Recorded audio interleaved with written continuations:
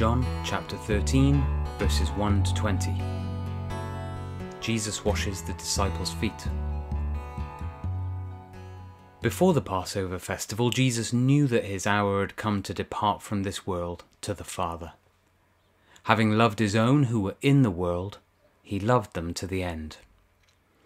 Now, when it was time for supper, the devil had already put it into the heart of Judas, Simon Iscariot's son, to betray him. Jesus knew that the Father had given everything into his hands, that he had come from God, and that he was going back to God. So he got up from supper, laid aside his outer clothing, took a towel, and tied it around himself. Next, he poured water into a basin, and began to wash his disciples' feet, and to dry them with the towel tied around him. He came to Simon Peter, who asked him, "Lord, are you going to wash my feet?" Jesus answered him, "What I'm doing you don't realize now, but afterwards you will understand." "You will never wash my feet," Peter said. Jesus replied, "If I don't wash you, you have no part with me." Simon Peter said to him, "Lord, not only my feet, but also my hands and my head." One who has bathed, Jesus told him, doesn't need to wash anything except his feet, but he is completely clean. You are clean, but not all of you, for he knew who would betray him. This is why he said, "Not all of you are clean." When Jesus had washed their feet and put on his outer clothing, he reclined again and said to them, "Do you know what I have done for you? You call me teacher and Lord, and you are speaking rightly, since that is what I am. So if I, your Lord and teacher, have washed your feet, you also ought to wash one another's feet. For I've given you an example that you also should do just as I have done for you. Truly I tell you, a servant is not greater than his master, and a messenger is not greater than the one who sent him. If you know these things, you are blessed if you do them."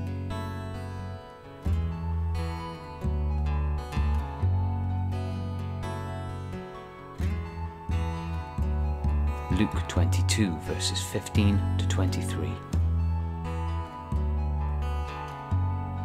Then he said to them, "I have fervently desired to eat this Passover with you before I suffer. For I tell you, I will not eat it again until it is fulfilled in the kingdom of God." Then he took a cup, and after giving thanks, he said, "Take this and share it amongst yourselves. For I tell you, from now on, I will not drink of the fruit of the vine until the kingdom of God comes."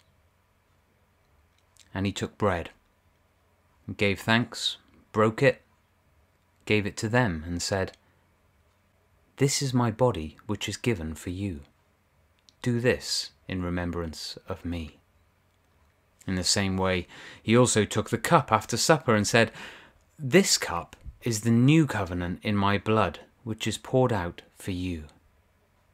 But look, the hand of the one betraying me is at the table with me, for the Son of Man will go away as it has been determined, but woe to that man by whom he is betrayed." So they began to argue among themselves which of them it could be who was going to do it.